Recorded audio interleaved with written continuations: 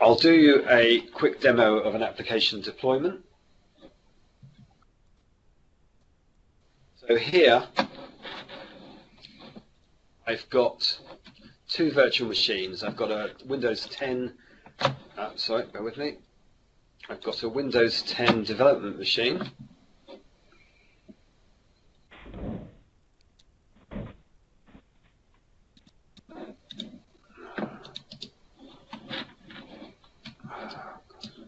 And I've got a, let's just see if I can move.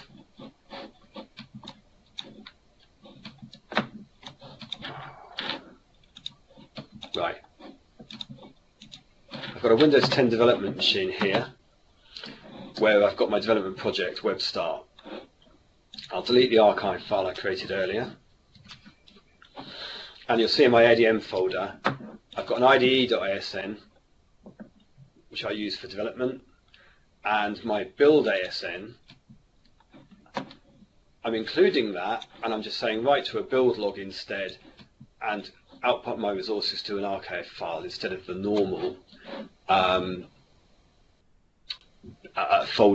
resources folder that I'm using. So here you go. If I look at my IDE.asn, by default in development, I'm just actually doing to a resources folder. So if I actually do a recompilation here, I'll do a /all/war with listings. Quick compilation. I would obviously check that to check it looks all right, but you can see I've created a UAR file here. That's all of my resources, my DSPs, my services, everything else that I need. So I can actually just deploy that to my web server. What I'll actually need to take is my web folder with all my static content in it. Yeah, you can see my images and my JavaScript, etc. There. And that's got the web.xml here that specifies my configuration for my development environment. You can see I'm actually talking to WebStart in my router. I'm mapping that here down at the bottom. So I'll take the web folder, I'll take my UAR, and I'll take the ADM file with my configuration. I don't need the development folders with all of my development stuff. Now I've already done this and copied it to my Windows 2012 server machine. So what we've got here, let me show you. I've created a deployment folder, and I've just copied those folders in. So there's my ADM, web, and UAR. So now I've just got the business of basically configuring my Uniface and installation. So I've run a Uniface installation earlier. Here it is. So it's in C program files Uniface. It's a 64-bit version. As I said, it'll be x86 if it's normal Windows. And it's got the standard Uniface web.xml there. What we can have a look in here is the Tomcat that came with Uniface is in the common folder. It's got a comp folder in there. So server XML is the standard Tomcat configuration file. At the moment that tells me it's running on port 8080. If I've got IIS installed, I could turn it off, stop the service, change my port to 80, restart, and now Tomcat is working as my web server. In the Catalina localhost folder, I have my webstart.xml, which defines my context. It points to my deployment folder and my web folder because I want to share the web stuff, not my deployment objects, not my Uniface objects. As you can see, I've turned off the valve logging here. I've also included the Uniface one here because I'm using the Uniface common resources rather than copying them. So again, I'm pointing to the installation Uniface web context.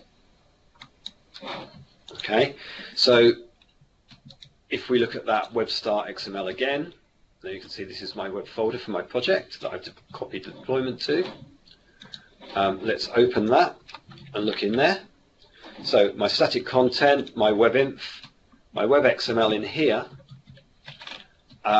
Obviously, if my server now is actually, there's some difference, like the password or the names of it, I would change these here. And if I wanted to change the URLs, I'd change these here. So that's all good. That's then going to talk to Uniface. So the way I'm doing this here is I've created an ADM folder that's got a WASV, a urouter ASN in here that just specifies the configuration for my application. Obviously, if on my production server my path to the Uniface installation is different, I might want to change that. I'm specifying my deployment folder here. I'm specifying the Uniface installation ADM folder, and I'm using a relative path to my assignment file so that effectively if I change my path, I don't have to go and change loads of files everywhere. It's all just relative. So I'm loading wasv.asn. Wasv.asn, you can see I've turned off test mode components here, as I said, and I'm just using my web start UAR here. And I am actually loading the Uniface common things from the Uniface context. The other missing bit of the picture is that inside the Uniface installation, C program files Uniface, here we go, common, so ADM here. This is where the normal urouter assigned file lives. I'm just including my custom file in there. I could just literally, I don't need to do that. I could just take the contents of urouter.asn and paste them here. I'll just need administrative permissions to do that. And you can see here, because I'm working in a VM, I've changed my default net. So, and you can see also where it's writing the log for the urouter. So once I've made the configuration changes, I'll typically restart the urouter and Tomcat services to just make sure any changes are picked up.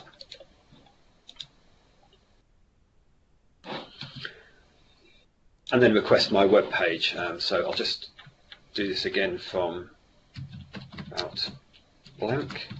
That's what I'm expecting. Here's a blank page. Right, so if I say HTTP localhost, I'm going to use the 8080 because I haven't changed it to the default, but on production you probably would change that to 80. And I'm going to request my page. There you go. So we can see that is actually giving me my sign in. I can do a quick login, and I should see the application as you got before. That's all great. Now what I've done in addition to this is I actually installed another Tomcat because I wanted the latest patch, Tomcat 8. So I just got the installer from the Tomcat site, ran the install, and it installed me a Tomcat 8.5 here. And all I did is I copied the wrd.jar out of the installation provided by Uniface, pasted in here, restarted my service. Then we've effectively got the Uniface middleware connector. And then I did exactly what I did before. In the conf Catalina localhost, I created my contexts or virtual directories and pointed them at where I'd actually deployed my application.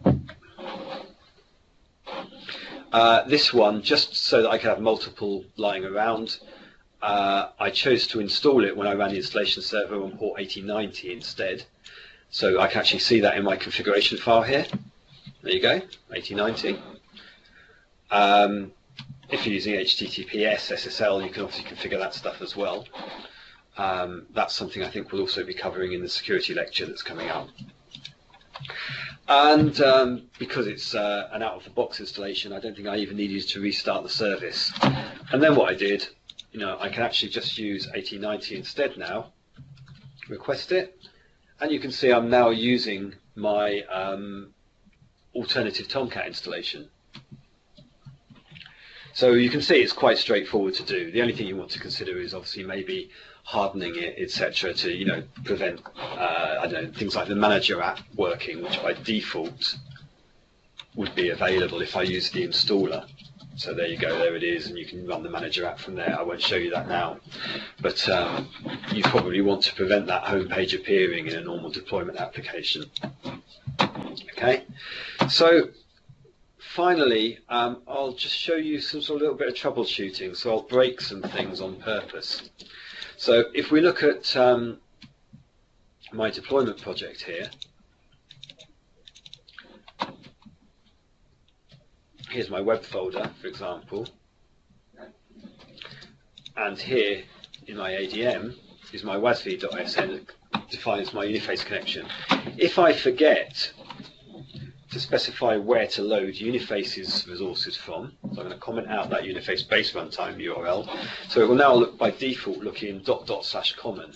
So if I said wrd/main, it would be looking in /common instead of /webstart, and then look for, say, uniface.js. So I'm going to save that change, and I'm going to restart my urouter service to pick up that change. Again, I can use urouter monitor as a preferred method. I'm just doing this because no one else is using it at the moment. Now if I request my application, it doesn't matter which Tomcat I'm using because they're both pointing to the same Uniface middleware. Now, it didn't look like it appeared, but what you can't see, I just did. It was a hard refresh, Shift Control R or Control F5, and then I forced it to actually reload the resources. And now I can just see not a lot really. So what's going on? Well, I'm using Chrome here, but you can, in another browser, there's plenty of other debuggers. If I hit F12, do the network tab, do a refresh again, you can see all these files like Uniface.js have failed to load. There's those red screens. And if I hover over here, you can see that it's saying webstart common Uniface.js. Well, if I look in my web folder, I don't have a common folder, so obviously it can't find it. What I can do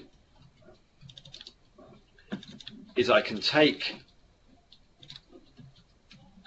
the Uniface installations common folder. Now this will be actually in the Uniface web application, so web apps Uniface, and there's a common folder there. And I can copy that to my deployment folder. So if I look at deployment, Uniface, then webstart, web, copy the folder there. Right, now it exists.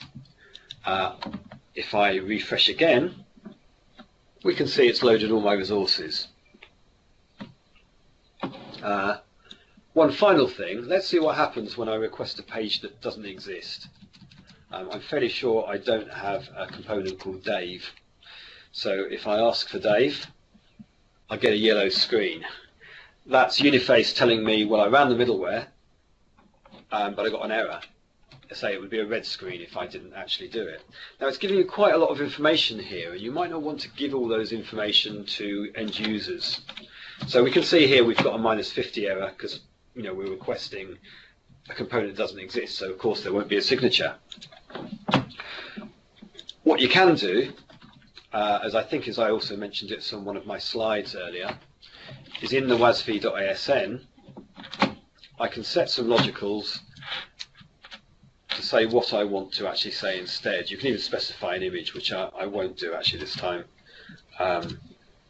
just because it was quite an amusing one, but probably not quite safe for broadcasting. It had a mildly rude word in it.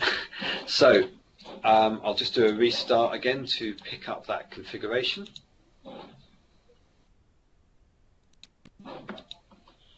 And re-request my component that doesn't exist. And now I get a custom error message. So there are things you can do. As I say, we'll cover some of those later. I believe there is a plan on the next lecture, which would be the month after next, actually. I think there's a little gap, to talk about building this application further towards mobile, integrating some mobile functionality, and I think the subsequent one will be on security, and we'll drill a bit more into the security features there.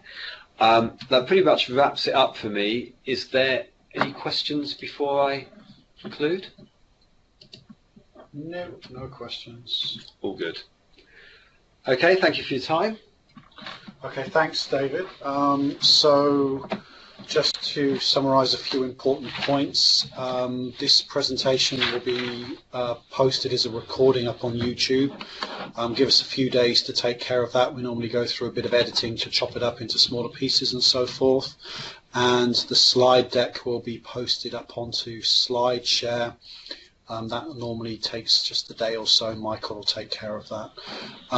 Just to confirm what I mentioned before this session started, we won't run a lecture webinar next month because we have some other things going on, so we decided to skip a month.